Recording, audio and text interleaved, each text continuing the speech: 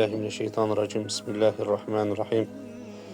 Elhamdülillahi Rabbil alemin. Ve salatu ve selamu ala eşrefil enbiyayı vel mursalin. Ve ala alihi ve ashabihi ve barik ve sellem ecmain. Amma ba'd. Esselamu aleyküm ve rahmetullahi ve berekatuhu değerli kardeşlerim. Allah Azze ve Celle hamdolsun bizleri yeniden öz işi etrafında bir araya getirdi. Bu nimetten dolayı Rabbimize ne kadar hamd etsek azdır. Çünkü neçə İslam toplumları var ki, bir araya gelip uca Allah'ı zikr edə bilmirlər. Fərdi olarak Allah'a yaxınlaşmanın yollarını axtarırlar.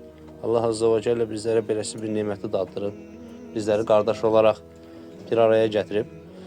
Elhamdülillah. Ve biz de ne etmeliyiz? Biz de kulluğumuzun borcu olarak uca Allah'ın bu səxavətli nimetinden dolayı ona həmd eləməliyik. Kardeşler, deməli biz bilirik ki, dört dörtlük bir insan, dört dörtlük bir İslam anlayışı bizim dönemimizde, yani hazırki vaqiədə elə də təsəvvür edilə bilən bir şey deyil. Elədir, yoxsa yox. Və biz də bunu bilirik ki, sahabə də onsuz da xəta edər, mələk olmaz, lakin etdikləri xətadan dönməyi bacaran kimsələr idi. Biz bir neçə misallar çəkə bilərik. Onlardan birisi də kimdir? Əbu Zər Ğıfaridir. Bilal radiyallahu anha qara qadının oğlu dedikdən sonra eləsi bir geri dönüş elədi ki, Allah hər birindən razı olsun. Yəni o həqiqətən də və onun kimi digər sahabələrdən gələn nümunələr həqiqətən də həyatımıza yansıtdığımız zaman bizim şəxsiyyət problemimizi aradan qaldırır, bərpa eləyir. İslami kimliyimizi bizim ta fundamentdən yenidən onarmağa, yenidən hazırlamağa, yenidən bizləri həqiqətən də İslam rənginə sahib olmağa başlatdırır. Bunların hamısı kimliyin inşası, müsəlman olmağın əlamətləri olan dərslərdir. Və hamısı bir-birindən yenə də təkrar edəcək olarıqsa, əgər zəncir kimi bağlıdır. Səxavəti dediyimiz zaman səxavətli olan müsəlmanlara, səxavətli olan sahabələrə, tabiinə, ətbə-i tabiinə baxacaq. Onlar səxavət deyildiyi zaman ancaq pulla bu şeyi sərhədləndiriblərmi, yoxsa daha da pulun ötəsində, daha da dinarın, dirhəmin ötəsində bir şeylər də mi o səxavətin içinə aiddir? Bu prizmadan mı baxıblar məsələyə? Əlbəttə ki, səxavət məsələsi ancaq və ancaq pulla qisitlənə bilən bir şey deyil. Allah Azze ve Celle ilk olarak özünü öz kitabında səxavətli olarak göstərir bizlərə. Və buyurur ki, sizi səxavətli Rəbbinizə qarşı aldadan nə edir? Yəni, cömərd olan Rəbbinizə qarşı sizə verməkdən, nemətlərini sizin üzərinizdə artırmaqdan bezməyən Rəbbinizə qarşı sizi aldadan, sizi çaşdıran nə idi? Demək ki, Allah Azze ve Celle səxavətin əsas yekun sahibinin özü olduğunu və ona iman edən qulların bu xislətə sahib olacağını bildirir bizlərə. Səxavət elə bir şeydir ki, o həqiqətən də cibdəki pulla qisitlənə bilən bir şey deyil, qardaşlar. Səxavət dediyimiz zaman nə anlayırıq? Birisinin cibindən çıxardıb ancaq pul mu verməsin? Yoxsa birisinin ümumiyyətlə qəlbində qarşı tərəfə, yəni A şəxsinin B şəxsinə içində ümumiyyətlə bir səxavət anlayışı. Məndə var edirəm, amma yoxdur, olsaydı edərdim mənalarını öz içində toplaması. Səxavət ancaq maddiyyətlə mi olur, yoxsa fiziki də sən birisinə qarşı səxavətli ola bilərsənmi? Səxavət ancaq cismini insanlara təqdim etməklə mi olur, yoxsa sən qeybdə də, yəni qiyabi olaraq qardaşına əlini açıb Rəbbindən bol-bol dua edib ondan məğfirət, istiğfar, həmin qardaşın üçün istəməyin, işlərinə asanlıq istəməyin də mi bu səxavətin anlayış bucağının içərisinə aiddirmi, yoxsa yox? Biz onlara baxacağıq indi. Allah Azze ve Celle ayet cəllədə buyurur ki, Estağfirullah. وَمَا أَنْفَقْتُمْ مِنْ شَيْءٍ فَهُوَ يُخْلِفُهُ. Allah yolunda nə xərcləsəniz, Allah onun əvəzini verər. Baxın, Allah yolunda xərclədiyimiz zaman səhabələri dedik. Səhabələrin içərisində birisi də var idi ki, müsəlmanlar Təbuk qəzvəsinə hazırlandığı zaman hərə bir şeylər gətirib verirdi. Kimisi xurma verirdi, kimisi zireh verirdi. Osman radiyallahu anh ordunun bir qismini, ondan sonra yarısını, ondan sonra tamamına yaxınını neynədi? öz silah sursatı ilə, yəni şəxsi pulu ilə təchizatını öz üzərinə götürdü. Və bir aralarında bir sahabə var idi ki, o gecənin bir hissəsində qalxıb əlini Rəbbinə açdı və dedi ki, Ya Rəbbi, mənim müsəlmanlara verəcək əlimdə, ovucumda, evimdə, qıraqda, bucaqda heç bir şeyim yoxdur. Heç bir şeyim yoxdur. Tasadduq edəcək, sədəqə verəcək heç bir şeyim yoxdur. Bir şeyə verə bilərəm.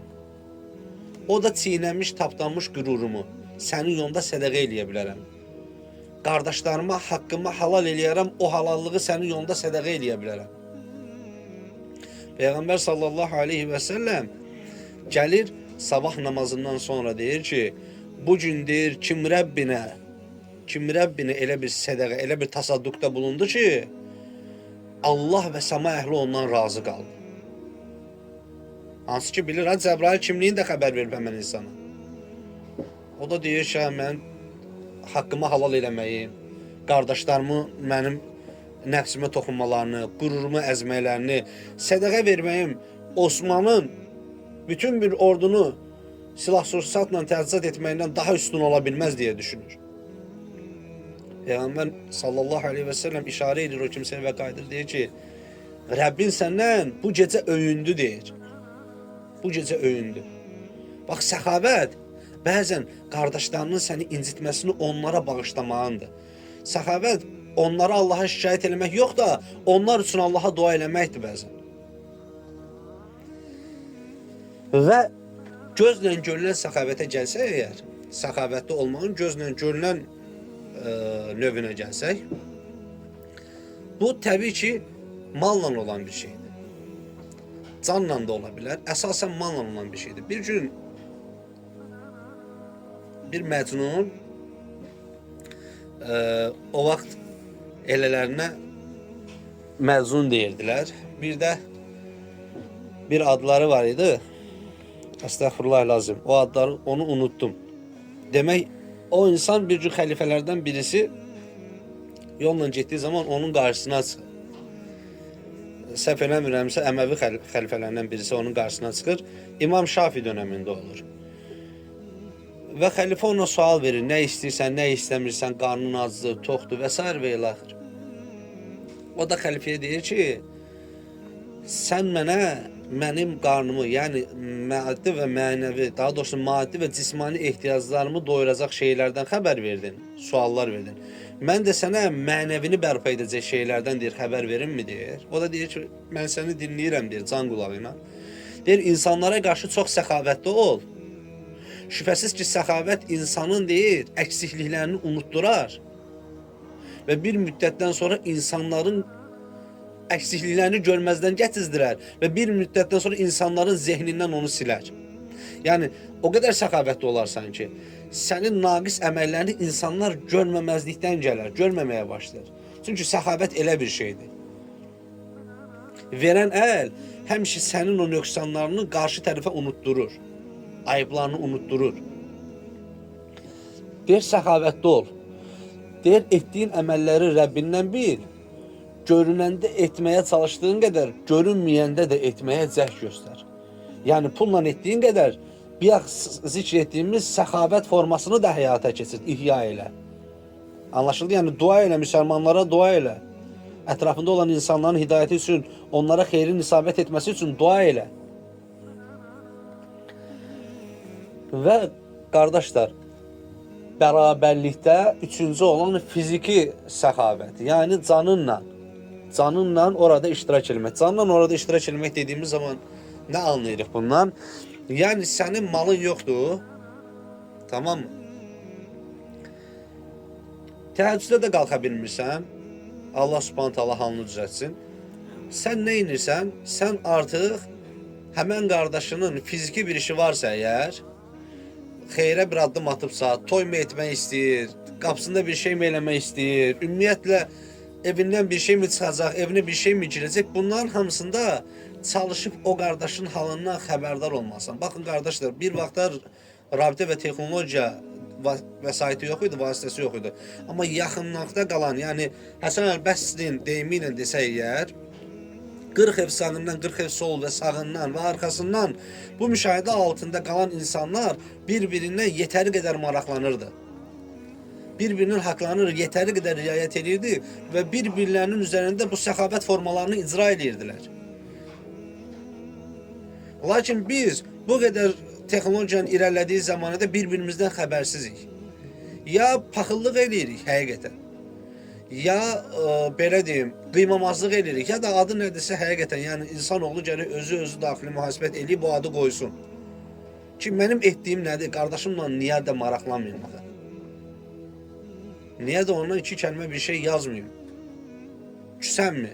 Küsəmsə barışım, müsəlmana haramdır 3 gündən artıq küs qalmaq. Yoxsa nədir bunun adı? Küs də deyiləmsə. Və qardaşlar, bu kimi şeylərdə həqiqətən tabiri caizsə canfəşanlıq eləmək lazımdır, irəli atılmaq lazımdır ki, qoy Allah mənə nəyi nəsib edibsə, onların hamısından səxavətli olmağa çalışım. Çünki bu Rəbbimizin vəsfidir, tabiri caizsə. Allah Subhanahu özünü səxavətli, cömərd olaraq göstərir və deyir ki, səni səxavətli olan Rəbbinə qarşı aldadan nə idi? Baxın, buradan bir dənə də hikmətli bir şey çıxarda bilirik. Sən səxavətli ola bilərsən, Rəbbindən razı qalmayan insanlar səndən razı qalmaya bilər. Anlaşılır ne demək istəyirəm? Çünki Allah Azze ve Celle Adiyat suresinde buyurur ki, insan Rəbbinə qarşı çox nankördür.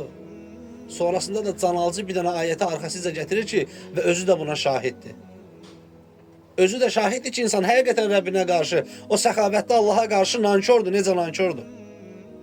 Yəni sən nə qədər səxavətli olursan ol, insanoğlu sənə nankörlük elədiyi zaman, sən Firavun deyirsən ki, deyəsən ki, mən sizin Rəbbinizəm. Sən Rəbbinə qarşı ondan nankörlüğü gördüyün o anda dayanmalısan, ayaq saxlanmalısan ki, insanoğlu Rəbbinə qarşı nankörlük eləyir.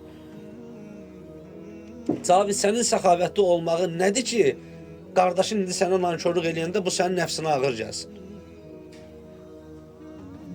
Ona görə qardaşlar, beləsi halları yaşadığımız zaman, ümumiyyətlə bir əməl etdiyimiz zaman onu birbaşa Allaha bağlamaq lazımdır.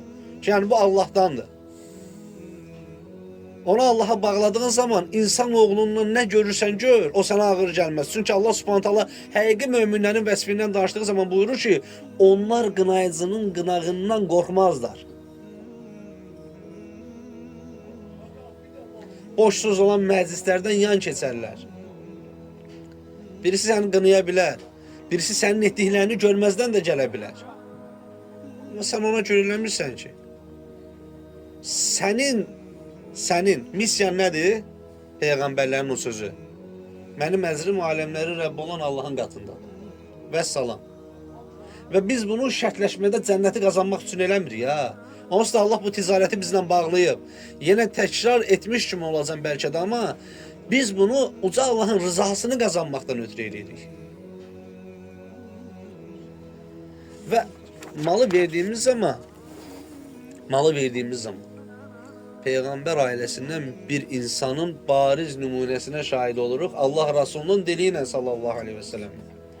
Bir gün miskin bir qadın gəlir Əsma anamızdan sədəqə istəyir. Əsma anamız kisəsinin ağzını açır, başlayır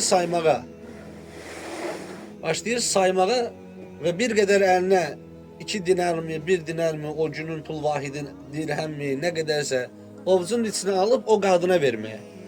Peyğəmbər sallallahu aleyhi ve sellem buyurur ki, ey Əsma, sən saymadan ver ki, Allah da sana saymadan versin. Sen geniş tut ki Allah da senin için genişlendirsin. Demek ki sen ne kadar cömert olsan, hadisten çıxan xahişi anladığımız budur ki Allah da sana karşı o kadar cömert olacak. Sen ne kadar veren elin sahibi olsan, Allah Subhanahu Allah sana qeydsiz şərtsiz o kadar verəcək. Sen Allahla yarışmaya qalxsan, şübhəsiz ki o yarışın məğlubu sensin. Çünki Allahın quluna verdiği kadar qulu başqa qula heç vaxt verə bilməz. Ona görə sən səxavətini artırdıqca Allah da sənin üçün artıracaq. İnsanoğlu dar prizmadan baktığı zaman həqiqətən düşünür ki, benim cibimdə 5 manat, 10 manat, 15 manat pul var. Mən bunun 5'ini ona versəm, 5'ini yol pul versəm, getdim yolda evdən də zəng gəldi ki, məsəl üçün tutalım bir dənə bir şey al gətir. Bu 5'i ilə də onun üstəsindən gələ biləcəmmi? Bu 5'i ilə də onun haqqını verə biləcəm, yəni o bazarlığı eləyə biləcəmmi deyə düşünür. Niyə görə? Çünki insanoğlu çox tələskəndir. İnsanoğlu özünə ən yaxın bucağa baxar. Tələskəndir, özünə ən yaxın bucağa baxır. Demir ki, tamam, bugünün bazarlığını etməyə bilərəm. Amma Nəbi sallallahu aleyhi ve sellem nə deyir bunun müqabilində? Sədəqə malı əskiltməz, azaltmaz. Sədəqə verən insanlar üçün fəcrin əvvəlində mələklər əlini açar, dua eləyər ki, Allahım o qulun malına bərəkət ver. Sədəqə verməyən, əli bərk olan insanlar üçün də mələklər əlini açıb dua eləyər ki, ya Rəbbi, o qısdı, sən də onun üçün qıs. Ona görə səxavətli olmaq lazımdır. Bir dəfə bir qardaşımızın beləsi bir məclislərdə qardaş qalxdı, məclisin bütün hesabını verdi. Dedilər ki, yükün hamısı sənə düşdü. Qardaş orada gözəl bir dənə söz dedi, həqiqətən. Çox təqdirə layiq sözdür. Dedi, Allah hamımıza versin. Amma Allah mənə versin, niyazım olsun ki, Allah mənə versin, elə ancaq mən verim. Həqiqətən gözəl sözdür. Hamı özü üçün o duanı eləsin ki, həqiqətən Allah versin insana. İnsan 1 manatla mı, 5 manatla mı olsa önə atılsın, verməyə çalışsın.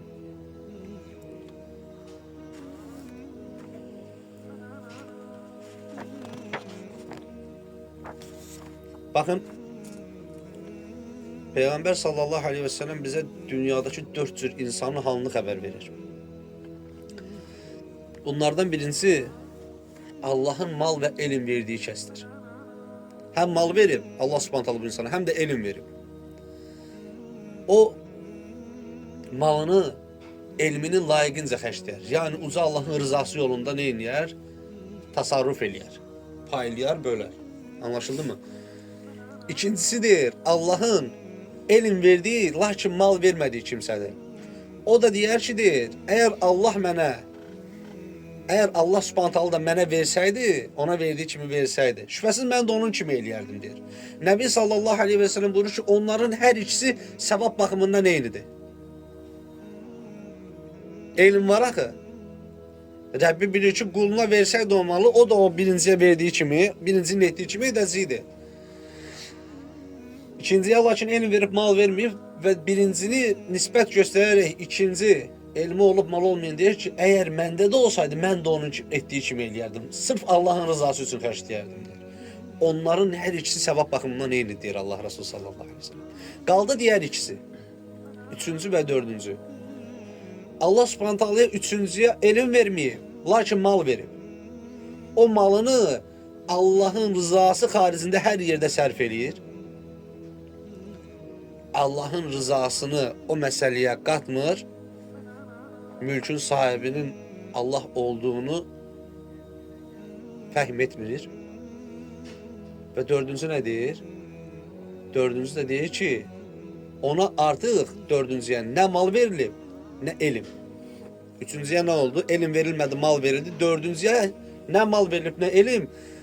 O dördüncü də deyir ki, əgər mənə də verilsəydi, mal verilsəydi, şübhəsiz mən də onun etdiyi kimi eləyərdim. Peygamber sallallahu aleyhi ve sellem buyurur ki, bu ikisi de ziyan baxımından eynidir. Birinci və ikincilər xeyir baxımından eyni olduğu kimi, bu 3 ilə 4 də ziyan baxımından eynidir. Ona görə mal və elm üzərimizdə uca Allahın haqlarından, başlıca nemətlərindən, sonra da haqlarından bir haqdır. Onları doğru şəkildə təsarruf etməliyik, doğru şəkildə nə eləməliyik? Onlardan ayrılana qədər haqqını verməliyik. Ki, nəfsimiz ölümü dadana qədər və yaxud Allah subhanahu Allah hər o iki neməti bizdən alana qədər. Qardaşlar, uca Allah'a həmd olsun. Artıq 1 ildən çoxdur ki, bu kitabın üzərindən zikr eləyirik. Elhamdülillah. Bir şey demək istəyirəm. Həqiqətən də məni bu xüsusda belə deyim, məcazi mənada desək, 4 gözlə və 4 qulaqla dinləyin. Bir gün insanlardan birisi gəlir Peyğəmbər sallallahu aleyhi və səlləmin yanına və deyir ki, ey Allahın Rəsulu, istəmədən qırıcı sözlər deyirəm bəzən. Kəlmələrimin arasına insanların qəlbinə dəyən sözlər çıxa bilir. Bu isə məndə istəmədən olur. Bu hal niyə olsun? Nədən ola bilər bu? Peyğəmbər sallallahu aleyhi və səlləm ona qayıdır, deyir ki, yediyinə diqqət edirsənmi? Yediyinə deyir, diqqət edirsənmi? Ola bilsin ki, sənin yediklərinin arasında şübhəli şeylər var ki, onların da bir ucu gedir harama çıxır. Anlaşıldı nə demək istəyir? Bunu alimlər, bu hədisi, mühəddislər bilirsiniz hara bağlayır? Deyir, bir insan gələr Allahın zikr olunduğu məclisdə oturar. Oradan lazımı materialları, lazımı şeyləri, həyatına yön verə biləcək şeyləri dinləyər, qəbul edər və çıxar onu həyatında göstərməz, sirayət eləməz həyatına. Orada eşitdiklərini yaşamaz deyir. Bu insanın deyir, yediyində haram vardır deyir. Özü bəlkə də bilmir, amma onun yediyində haram vardır deyir. Əgər deyir, onun yediyi halal və tayyib olsaydı, şübhəsiz ki, deyir, bu uğurda deyir, Allah onu müvəffəq eləyərdi deyir. Çünki biz bilirik, halal bəllidir, haram bəllidir. Bir də bunun ikisinin arasında şübhəli olanlar var ki, Nəbi sallallahu aleyhi və səlləm buyurur ki, dinini və qeyrətini qorumaq istəyən bundan qaçınsın. Demək ki, bu şübhəli şeylər dinə qarşı mühafizəkarlığımızı azaldır. Bunlardan qaçınmırıqsa, bunlara qarşı bir duruşumuz yoxdursa. Ona görə bax, Allah Resulü buyurur ki, yediyinə diqqət edirsənmi deyir, ona bir şey bulaşdırmısanmı? Demək ki, yediyinə diqqət eləməyən insan tez əsəbləşə bilər. Ağzından özü belə istəmədən pis söz, Allahın və Rasulunun rızası olmayan sözlər çıxa bilər. Həmçinin rızası olmamağı ilə yanaşı qarşı tərəfin də qəlbini qıra biləcək bir sözlər çıxa bilər ki, Peyğəmbər sallallahu aleyhi və səlləm müsəlmanın qəlbinin qırılmasının, Kəbənin yıxılmasından daha betər bizlərə zikr edir. Yəni bu xüsusda diqqətli olmalıyıq qardaşlar. Yediyimizə, içdiyimizə, şəxsi münasibətlərimizdə hər zaman bir-birimizə bu xüsusda nəsihət eləməliyik. Allah Azza və Cəlləyə həmd olsun, bizləri öz zikri ətrafında bir araya gətirdi və biz həqiqətən burada dinlədiklərimizi həyatımıza yansıtmağa çalışaq. Çünki keçən dərsdə zikr etdiyimiz kimi dinləməkdə istiğfar səvabı varsa, həyatına yansıtma və burada eşitdikləri ilə bayırda, yəni çöldə çıxıb təbliğ aparma, insanları irşad eləmə, insanlara yaxşılığı çağırma, pislikdən çəkindirmə adına bir hərəkət halında bulunduğun zaman sənə xüsusi əcrlər var. Ona görə o əcri qazanmağa çalışaq. Bizim hədəfimiz daima yuxarı olsun, bizim hədəfimiz daima uca Allahın rızası olsun ki, Allah Azza və Cəllə bizə bir yer təqsim etdiyi zaman o yer insanların, yəni digər bütün belə insanların, bütün bəşərin göz dikdiyi yer olsun. Necə ki, Allah üçün qardaşlıq eləyənlərin məqamına peyğəmbərlər, şəhidlər, siddiqlar deyir, rəğbət bəsləyər. Ora kimlər üçündür deyir, o nurdan taxt kimin üçündür? Cəbrail də deyir ki, o Allah üçün bir-birini sevən qardaşların yeridir. Allah Azza və Cəllə bizləri burada bir araya gətirdiyi kimi Firdevs ailədə də bir araya gətirsin. Allah Azza və Cəllə bizləri dinlədiyimizdən bayırda beləsi bir müstəvidə həyat yaşamağa nəsib eləsin. Və axiri və dəvənə inilhamdülillahi rabbil alemin.